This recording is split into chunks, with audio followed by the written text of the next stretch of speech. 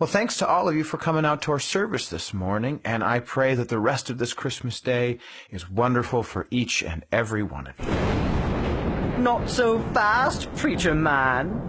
Behold, it is I, Horus, Egyptian god of the sun, and while you all believe that you've been celebrating the birth of your Lord Jesus, you've really been celebrating the birth of me. For you see, thousands of years before your Jesus came around, I, Horus, was born on December 25th. I, Horus, was born of a virgin. I, Horus, was baptized by a man called Anup the Baptizer, was crucified and was resurrected 3 days later. So you see, your Jesus is nothing more than plagiarized poppycock, and I, Horus, have come to feast upon the sorrow of you foolish Christians.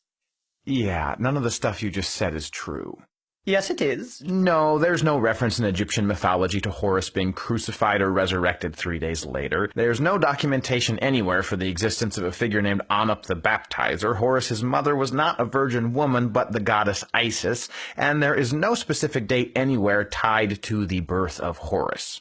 I'm pretty sure there is. Actually, no. All of these claims and many others indicating that early Christians yoinked the mythology of Horus and stuck it on top of Jesus were all completely made up by Gerald Massey, a 19th century cuckoo banana-bird self-taught Egyptologist who never provided the slightest shred of evidence for any of these claims and who was laughed out of the room by every serious Egyptologist on the planet. So thank you very much for your attempt to ruin our celebration of Christ's birth, but I'm afraid we're all still having a very Merry Christmas, Horus. Horus?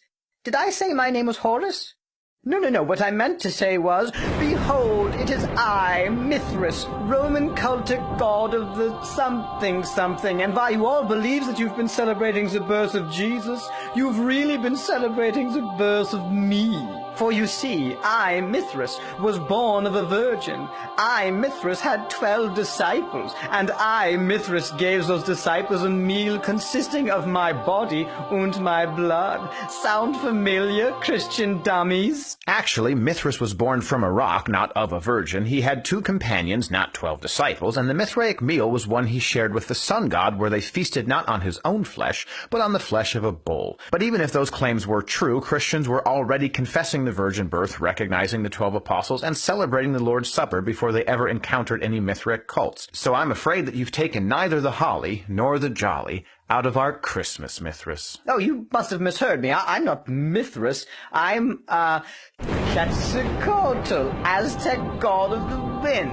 And while you all think that you've been... No Christian on the face of the planet ever heard of Quetzalcoatl until the 16th century. Well, then I'm Balder, Norse god of the... There were 193 popes before Balder's mythology was actually written down. Then I'm Horus, Egyptian god of the sun. You already did that one.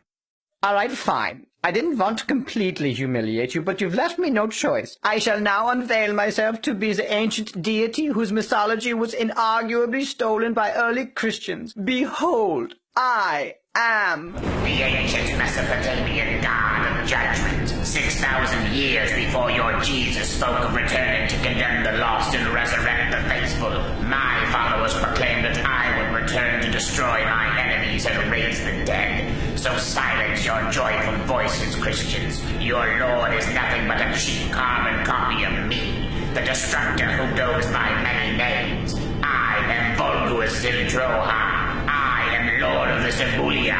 I am Gozer the Gozerian. Gozer the Gozerian is from Ghostbusters. Dang it, why do so many people still know that movie? Sing, we join a song together.